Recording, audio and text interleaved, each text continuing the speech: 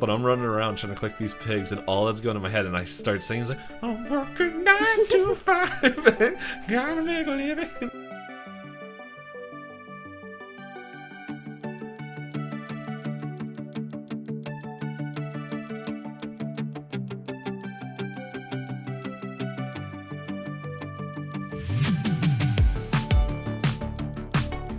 Welcome to another episode of Pointless Discourse with myself, Hoppocalypse. And I'm deep. Apologies for the setup for my cam. We're in daylight and daylight savings happened, and now my lighting's all wonky, and I don't feel like fixing it today. Yay. And, well, as long as we're apologizing, I apologize for me. I can't think of a specific reason, but I'm pretty sure someone has something that they're like, he needs to apologize. So there you go. Remember this, and then in future things that I don't apologize for, just come back to episode whatever this one is. I think it's 159? Wow, we've been doing this that long?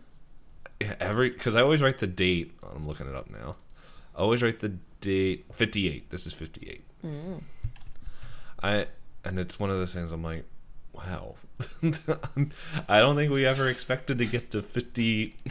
Like, I don't know. My brain never comprehended of going that far. But that long, yeah. Yeah. Hey, we've gone through phases in the podcast. Oh yeah, it's we're in our it's amorphous watch things phase. Yeah, like who knows? I'm waiting to see what the next thing is, and it's when this podcast we start doing live shows, and then we'll go into our taste testing phase. We dipped our toes into that, and we refuse to do that ever again. However, if money's involved, there's slightly less resistance to do that. That is the bar. If you guys are willing to give us money, then we will taste awful things. I think my limit is I don't know if I could ever do the candy canes. Well, yeah, the candy canes interview is like, yeah, this actively killed my family. We've been puking for hours. Who put Ep13 in my candy cane? But yeah, we're not here to talk about gross foods. We're here to talk about a fun show. Yeah. What's our fact this week, Itisdpayne? So, there is an animated version of Alec Hirsch in every episode. I didn't realize this. I didn't realize that either. And I didn't realize, I don't know if this, let's see, I'm going to open up the image. I'll save the image that they sent. I didn't know this was him in the show, so that way you can have a picture of what they're sending me. At the end of the theme song, you see a bunch of Polaroid pictures. Oh, okay. A bunch of Polaroid pictures. If you look closely, you can see a picture of a guy with a goatee. Though it only shows half his face, you can quickly identify this person as Hirsch. He also added other shout-outs throughout the show, which fans had fun noticing. I haven't noticed any of them, so I'm sorry. I didn't know to look for them. Yeah. It would have been a nice fact to know earlier. Like the first fact. Yeah, that should have been first fact. What was the first fact? Oh, that it was experienced. Oh, okay, looking at that picture that they have in the first one, I'm like, okay, that looks a little bit closer to that one, I guess. But, I don't know. Some of these facts, I'm like, it would have been nice if they were in an actual order. Yes. But, so I have two things I want to say before we jump into this. Mm-hmm. I've had 9 to 5 stuck in my head for the past week, 2 weeks, because it's almost been 2 weeks since we last recorded. Like, we were playing, I don't know if you ever watched the game Devour. I have not. So it is a horror. It is very much like the old Slender Man games, like where you go collect the pages, and as you collect the pages, like Slender Man goes even more crazy. It's pretty much that gameplay, but it's a really interesting game. Except it really pisses me off because it's like, here's the mechanic to make the monster chill out, and it's like it doesn't work. Like in every level, it doesn't really work. Like, I think it worked once and for like a second, and then I still died. But I still have fun playing it. But it's like pretty much this cult. In the first level, like this person like summoned a demon, and then like you have to like banish the demon. And then every level is like one of these other cult members is like, wait, maybe we can explore it this way. And then they end up getting possessed by the demon. And it's like a different theme all over the time. And I'm like, why don't they just stop? You can not. So, and like all except for like one level have been really fun. But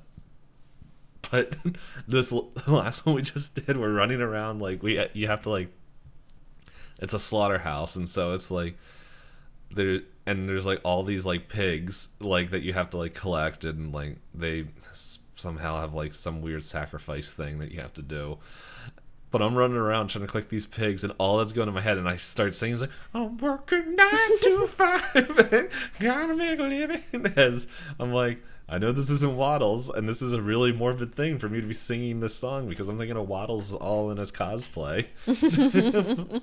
But I'm like grabbing pigs, like, okay, I gotta sacrifice you now to kill a demon. So Poor not Waddles. Yeah, I don't know. They kind of deserve it. They were jerks. So yeah, that was all going on. But then it was just like other random things, like I'm at my job, which is not 9 to 5, thank goodness, but it's just like I'll be picking something, I'm like, oh no, we're not. And I'm like, oh my gosh.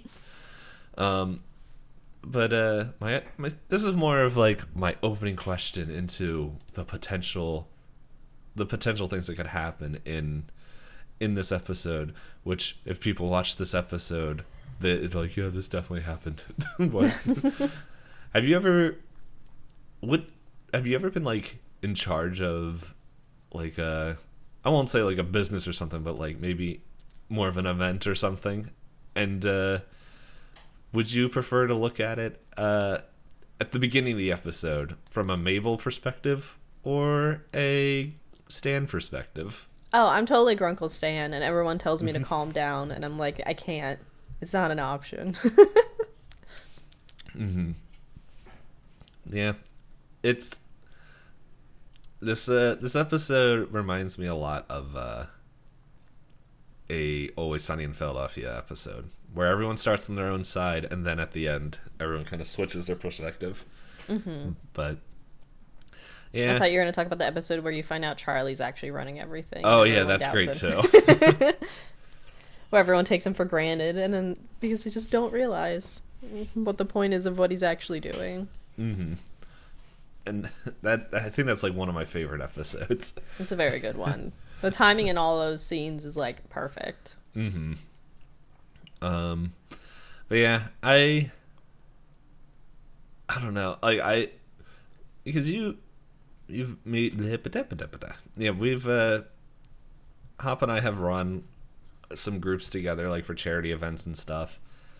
I don't know. I don't think I start off as Mabel, but it's like I'm definitely nicer, and then as things come on where it's just, as we get closer to the date and it's like we needed this. I'm not as hard. It's like it's a very quick descent of you said you would do this. You said you were going to join this charity, and then you listened to your mod, and then now you're not. Make up your mind. What? Is that a specific example? I don't know. Hey, no names. We're fine. We're in the clear. To be honest, I don't remember that dude's name. Well, that's meaner. I don't know. Is it? He never talked with me ever again. So I'm pretty sure I could go and look it up. Yeah. I only remember that because like I was going through like old conversations on my Discord. I'm like, okay, who the heck is this person? Oh, okay. I don't even think they stream anymore. But yeah, I don't know. It's a little fun. I don't know. Leadership is always fun to a point. Oh, I hate it. I think a lot of people, I don't know. I'm trying to remember the quote. It's like leadership is thrust upon people, and I'm like, I don't know. It kind of just seems to be dropped off like that ugly kid. It's just like, here, it's your job now. Yeah, like, I mean, you saw me at PAX. Yeah. Yep. I don't know. It's in my mind. Well, I don't know. Like, cause I had someone else that was at PAX that was like very similar. He was like, "Where are we gonna go? What do we do with this?" And I'm like, "We're not kids. Like, we have phones. We can just contact each other." But it's like, but at the same time, when I'm there, it's like half the most time I go to cons is like I just want to hang out with friends. So it's like when people are like, "What do you want to do?" I'm like, "I'm literally doing what I want to do.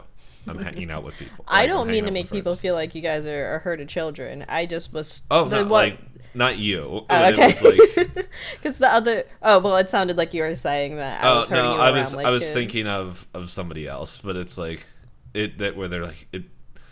She is very much the same. Like not very much, not the same, but she's like, "What do we want to do?" And I'm like, I don't know. But now I remember. I was just stuck in a group of like 12 of you, and I was just like, did we lose somebody? Did we lose somebody? Yeah. I'm thinking of the one time when it was like, just like, what do you want to eat? I want cheesesteak. Okay, let's go get cheesesteak. But we have to go. And Deepfane was like, I don't care. Yeah. If I didn't want to go for a trip, I would not agree. Mm-hmm. So, it's like, besides, you have to leave the country in a week or whatever. Just go get your dumb cheesesteak. But yes, I am on a time crunch today. So are you ready to jump in? Yeah, time to roll the dice. That was a D12. Thank goodness that was a 2. I don't have my phone with me. Let me do a dice roller on the Google. D20. Well, that was a middling roll. All right. Google said I need to go today because I got a 19. Yeah, I rolled an 11. All right. So, anything else? You've had a streak. Ever since I got that cold and you had to take over, I have not been allowed. I have not been allowed to talk in 1, 2, 3, 4. That not allowed. That was the wrong word. I have not been able to lead the conversation in 5 episodes. I know, because you wanted to keep that count, because you're like, I've been going every episode for Gravity Falls. I want to keep track of it. And as soon as we started tracking, no, it was a couple episodes. Oh, but okay. It's I don't know. I still think like even if I'm not winning the dice roll, I still find it fun to look at. Mm-hmm. All right, so we open this episode where the whole family, Waddle, Seuss, or no, Seuss isn't there in the beginning, is he? But correct. It's everybody else. Well, he's technically there. He just calls. Yeah, he's not in the opening. The yes. fade in. But yeah, so they're watching a game show called Cash Shower. Why am I yawning as soon as we start? Goodness, I'm so sorry. So then Stan is excited to watch, and then in the opening, the guy who's getting the cash shower proceeds to push all the contestants off of the stage so he can claim all the money. And Stan's like, I like this guy's style. Mm-hmm. But yeah, so like you said, Seuss calls into the room to say that they've got tourists coming in, and it's a big old bus of them. And Stan gets excited and says, make new attractions. And who is it? Is it Dipper? That's like, hey, I bet you just see these people's wallets with legs. Yep. And Grunkle Stan's like, no. And he looks out the window and he just sees them as literal wallets with legs. And at one point, one of the wallets crawls out of the back of a car. He's like, I'm going to be car sick, and starts throwing up money. Yeah. And then he blinks out of his delusion and goes, oh, Dipper, clean up in the front parking lot. Yeah, it's what was it? Yeah, it's like part of me is like, did they want to show somebody vomiting? But they're like, I don't know if we can get away with that. Yeah, because they did gnome was a rainbow, right, in the very first episode. Mm-hmm. By the way, I'm sending you this. I think the wiki is assuming something. It's not wrong based on your answers from previous weeks. I just want to see the true hero. So then we have Stan, after the opening song, we have Stan proceed to give everyone a show of the attractions. And it's all a bunch of stuff that's like really cheesy. The first photo is a horse riding a horse, and there's signs that goes, that's not natural. And everyone's taking pictures of it. Yeah, there's... Oh, it's yeah. He's like, oh, that's pretty good. His tourists take pictures. And then he starts to demean Dipper because he puts Dipper in like a teenage wolf boy costume, and it's clearly itchy and uncomfortable. And Stan's like, look at him, look at his hair, his body's changing, gross. And then he says, if you start throwing money at him, he'll start to dance. Yeah. Well, Dipper takes out his teeth like, Uncle Stan, this was demeaning. And that's when Stan's like, what? I don't know the demeaning of that word. And everyone starts laughing. And that's when he, throw money at him. And then Mabel is working the front desk, and she's like, oh, there's bumper stickers.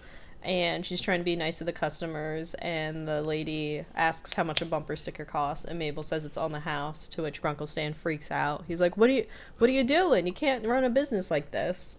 Mm-hmm. So they get into an argument about how business should be run, either, like you said, the Mabel way with kindness, or the Grunkle Stan way, where you take all the money as fast as you can and you give no refunds and no questions.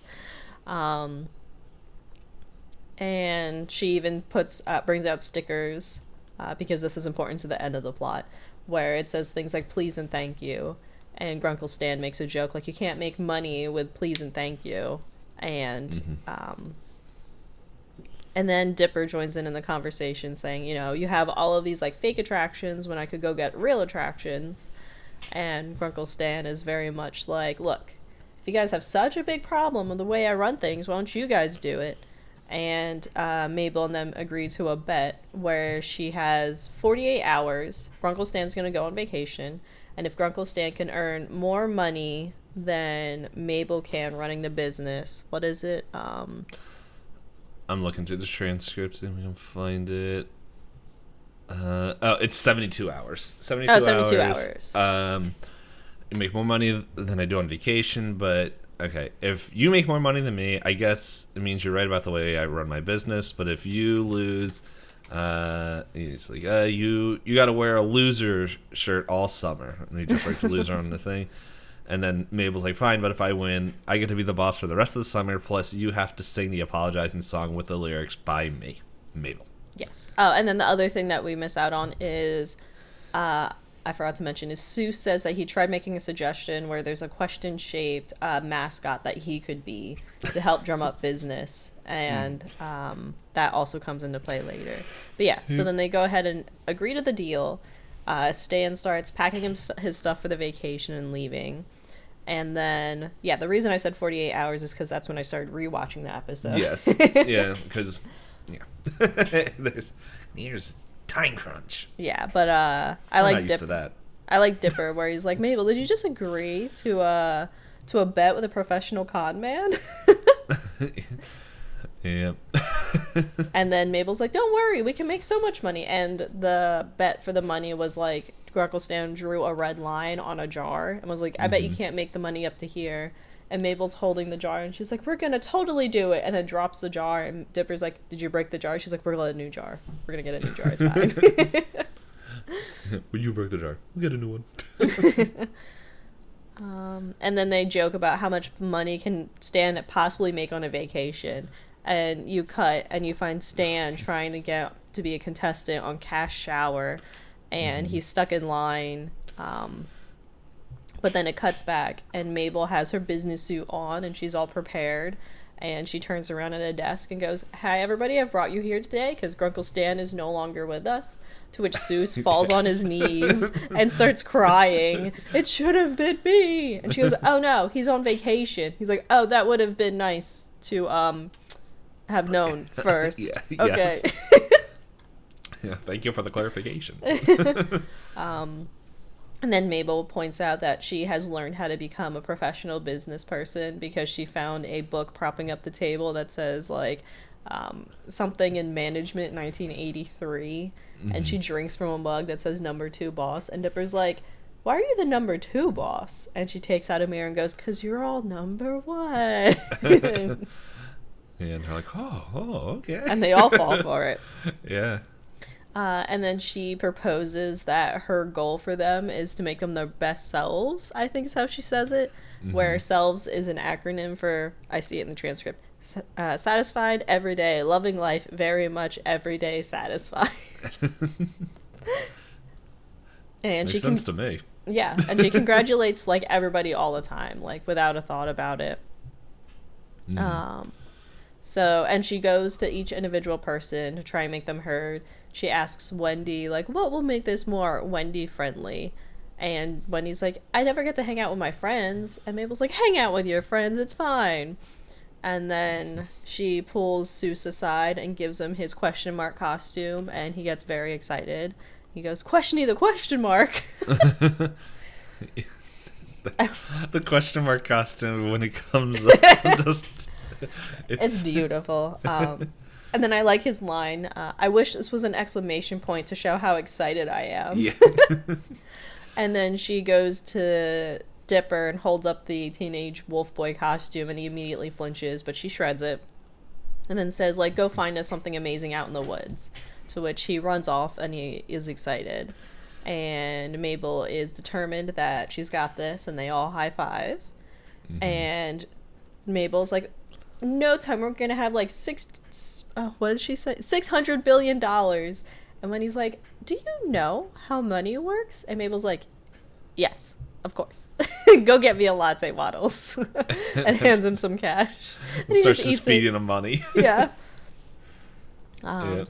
So then we have Stan in line for the cash shower, to which Stan is like, you know what? I'm going to use my old man trick. And he starts faking a heart attack and says his only possible cure is to be a contestant on Cash Shower. So a man with the clipboard is like, should we escort him off the premises? And the other guy's like, no, he is so self-indulged and dramatic. He needs to be on TV. That's some of these people on TV. Like, it's just how I imagine they get on there. They just have such a big ego. They're like, we can't not. We have to put him on there. Well, okay. So I remember watching Hell's Kitchen a lot when I was in my 20s, and I don't remember what season it was, but there was one person on there that were like, I know she's on there because she's making good TV. But she not good food. She can't cook. I don't know how she got on the show, and like nobody wanted her. She was like constantly complaining and everything. But it's like it was a constant with her that she's like couldn't keep up with the workload, was messing up orders and all that stuff. And it's like, I know they keep bringing her back. Like she was the drama.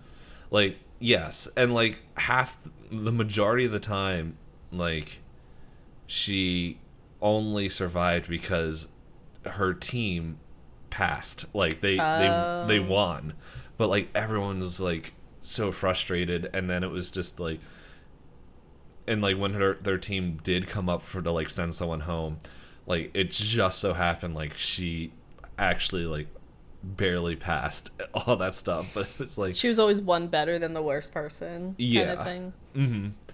And until like finally there was no mistaking it. Like she had like a mental breakdown in the middle of the thing, and just ran, leaving like everybody, like all the other chefs, and then like Gordon Ramsay turned and was like, "Where is she?" He's like, I don't know, chef. She just left, and like that's crazy. And they ended up losing the contest, like the whole night, and they're like, yeah, no, it's like yeah, everybody, you tried your best, but you had someone leave, and so you're sending home. And then it was like, I remember the season finale where like it was the final two people, and they.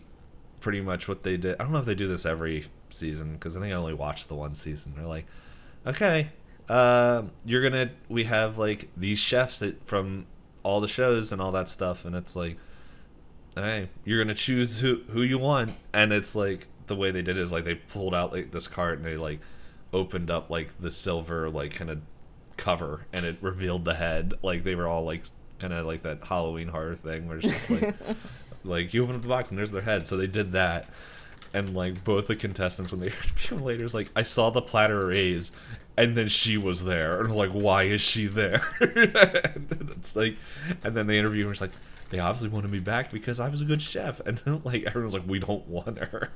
And so she was like the last person. She's like, oh, prove them wrong. She didn't. But it was like, I'm like, why are you gonna bring her? Like, you are literally sabotaging the person. But it was funny. I was like at the time, like, why did they keep bringing her back? And now I'm like, I know why they brought her back. This is why. She's that terrible TV, and that's what Stan is. He's that terrible TV where everyone's like, no, I don't want him to win, but I can't stop watching. But he's good TV. To where I was gonna say, before we get into him actually like showing off how bad he is on TV, we have the little mini montage of Mabel being a boss lady. There is a silly little song, and she's like drawing things. The main thing I remember is that like there's a profit chart where it shows the profits are going down, so she draws it to be a smiley face and walks away. I guess she's in some people's business teams now. No, she could be. And then the other bit that I like is she's running around looking at everybody. Time cards, time cards, time cards. It starts out with like two, I think it's I know at least to Seuss. It's Wendy, Seuss, and then a squirrel. To anybody, she's singing it. But then it looks like she's making fine money. Like, they're tourists clearly putting money in her jar. And she's excited. And it's like, tell him Mabel sent you. And then everything that she promised everybody they could have starts to fall apart. And she soon realizes maybe it wasn't worth it. Dipper shows up to show off to Mabel what he brought. And it's in a giant sack. And he has to like continuously punch at it to get it to calm down. And she's like, okay, good job. And then Seuss is concerned about his costume and how much skin it shows, and he walks out from behind a porta potty and it barely covers like the center of him. Like, he's in his tidy whities and it's a very small costume, all things considered. And Mabel is like, you just gotta imaginize it, everything will work out. He's like, I don't know what that means. And she's like, shh, it's okay.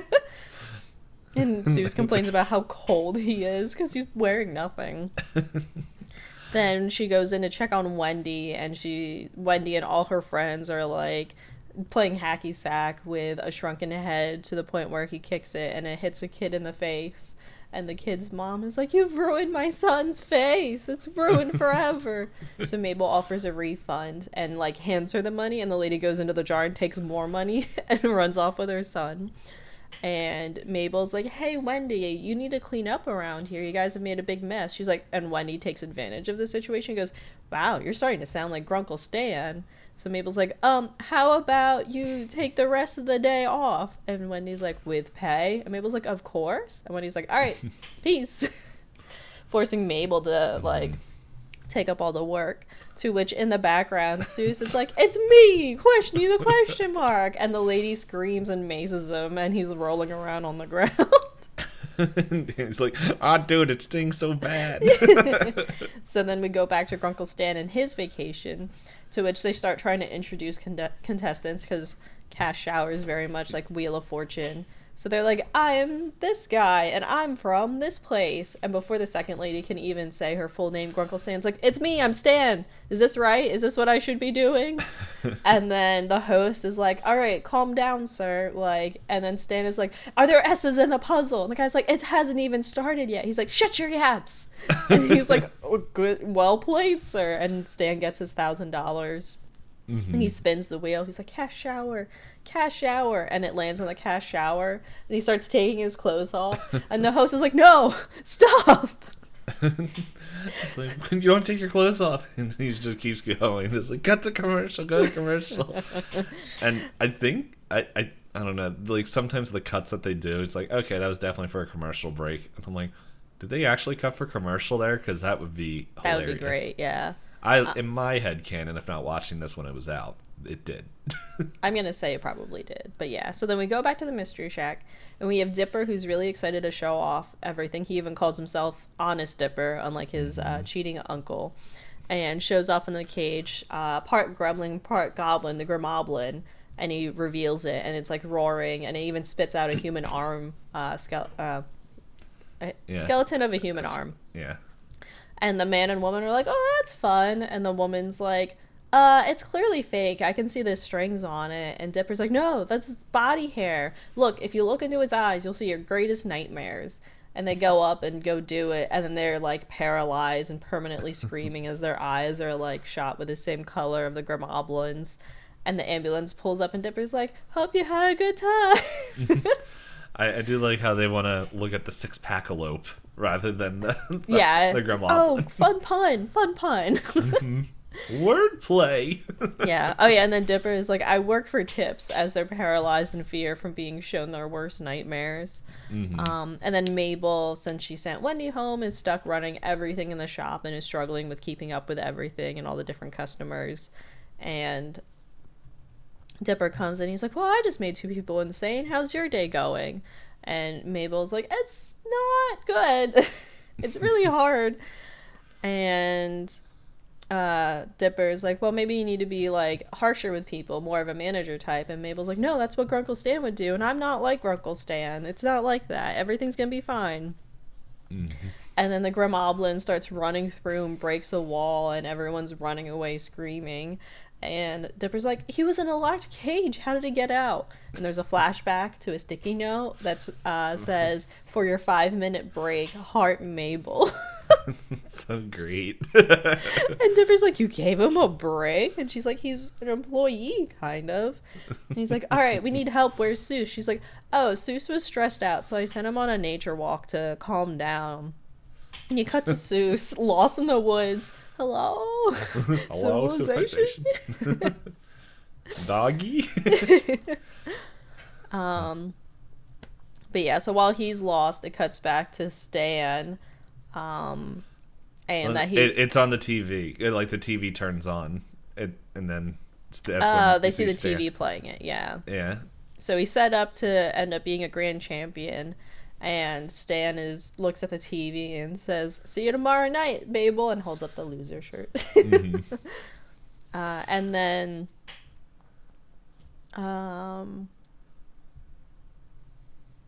so then the Grimoblin is still causing chaos, and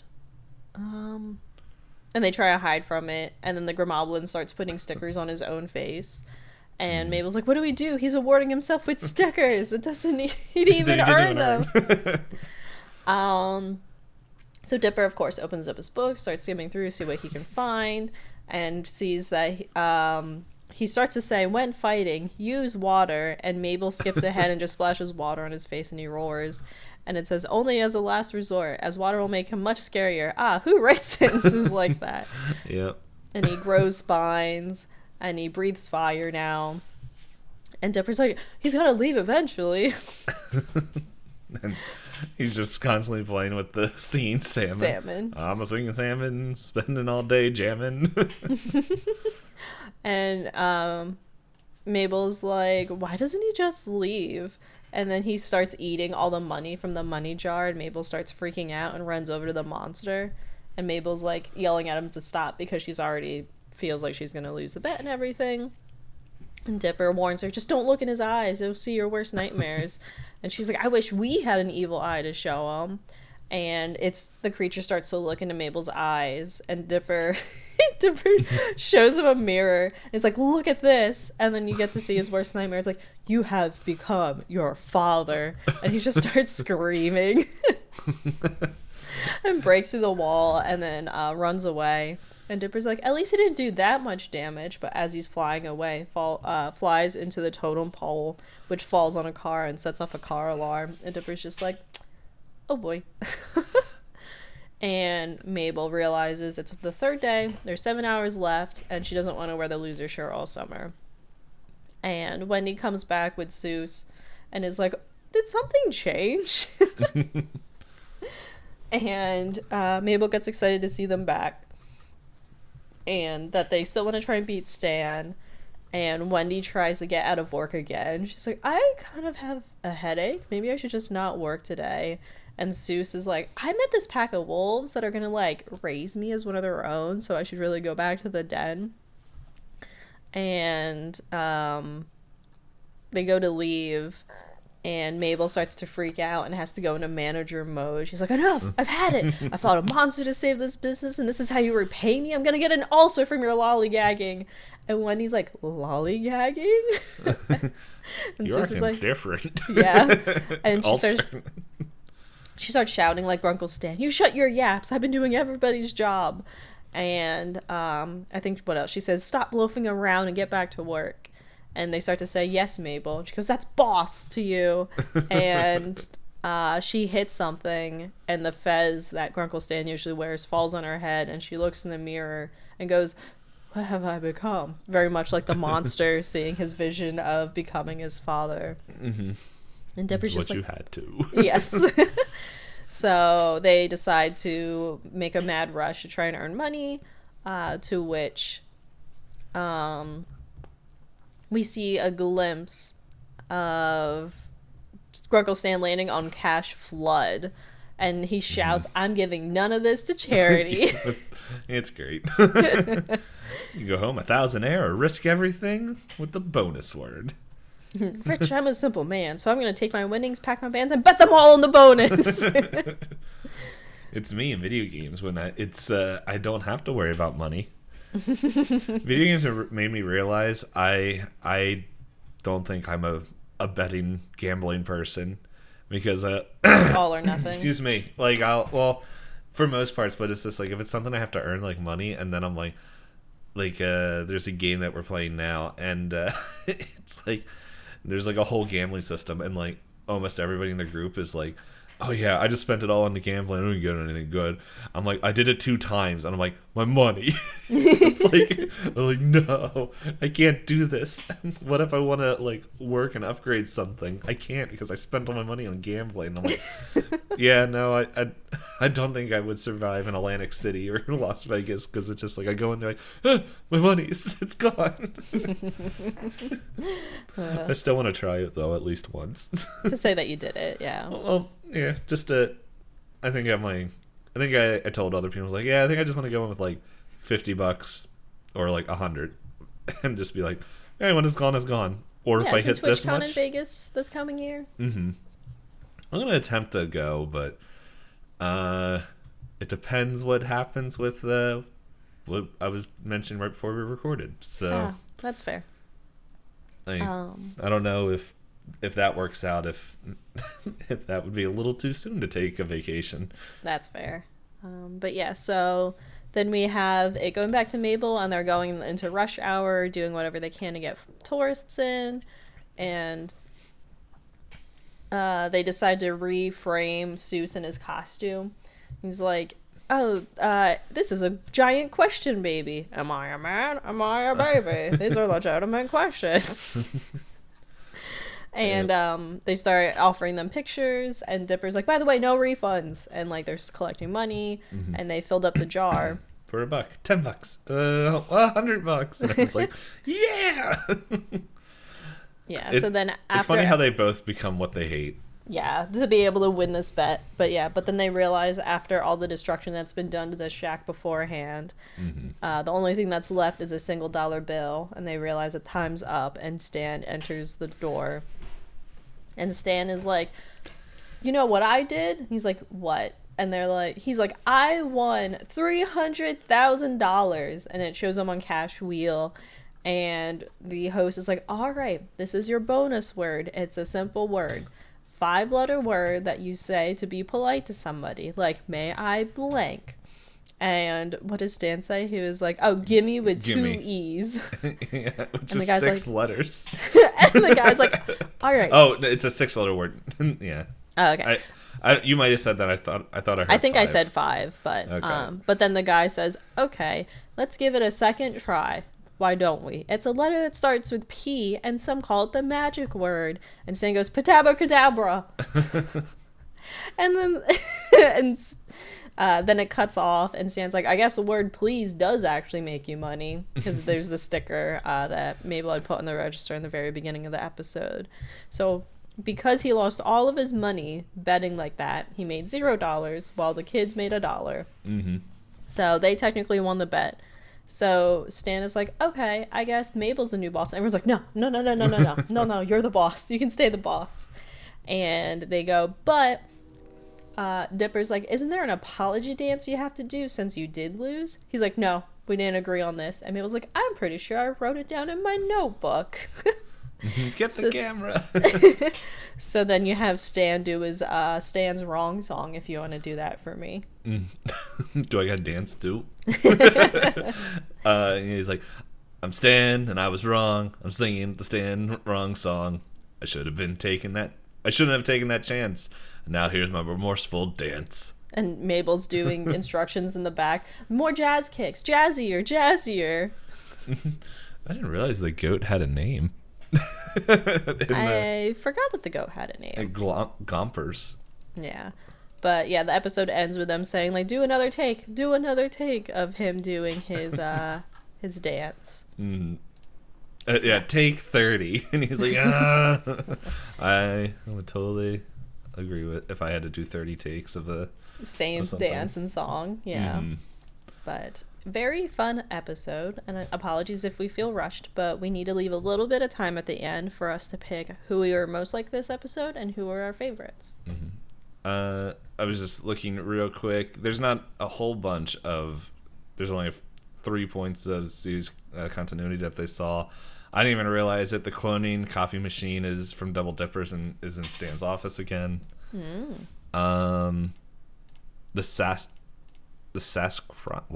Sasquatch. I don't remember what that is. Yeah, from Tortoise Trapped reappears. I guess it was just something in the background from Tortoise Trapped. While he's doing that, I don't know. I clicked on the link and it doesn't take me to anything. I got the picture of it. Oh, and then okay. Yeah, so background. Yeah. Okay, and so this is interesting that every episode after this, the snow globes are now at $200, which is what Stan raises the price to. Oh, yes, because in the beginning of the episode, when he realizes a bus full of tourists comes, they're $2, then he adds a 0, and then he thinks again and adds a second 0. And this is interesting. The quote, the like little cryptogram thing that they have, is a Shakespeare quote from Henry IV, where King Henry says, "Uneasy lies the head that wears the crown," which is often misquoted. "Heavy is the head that wears the crown." That was a fun fact. So we got a few minutes left. Who's your favorite character this episode? Because that's always a faster answer for us. Favorite character, let's see. Oh man, Seuss is just hilarious in this episode, but I also like Stan, like his whole thing. I do want to, before I do this, there's one question I have about this whole series. We talk about, like, Dipper's always talked about how he doesn't feel capable, he doesn't feel strong enough, he can't even fight Rodney, but he's able to take on this Grimoblin like with ease, and like is just punching it in the bag. Like, what? Good for him. Character growth. Yeah. Off camera character growth. I have to give it to Seuss. Seuss made me laugh so much. Like, yeah, Seuss's one-liners in this are all like too good that I have to agree. That poor guy. He just walks out. I think there's a lot showing in the costume. I would agree with him. How about you? Who are you most like? If I had to put it all together, I feel like Mabel's character arc I can relate to a lot, where you try and be nice about things and then people start to be buttheads and you're like, you know what? You don't get nice me anymore. You lost it. This is what happens. I guess, yeah. I know I said I'm usually like Grunkle Stan when it comes to planning like formal events and things like that, but I think it's only because I've been Mabel more often than not that I'm like, I'm just going to start out being Grunkle Stan, because nobody's going to mess with me. Nobody gets the chance.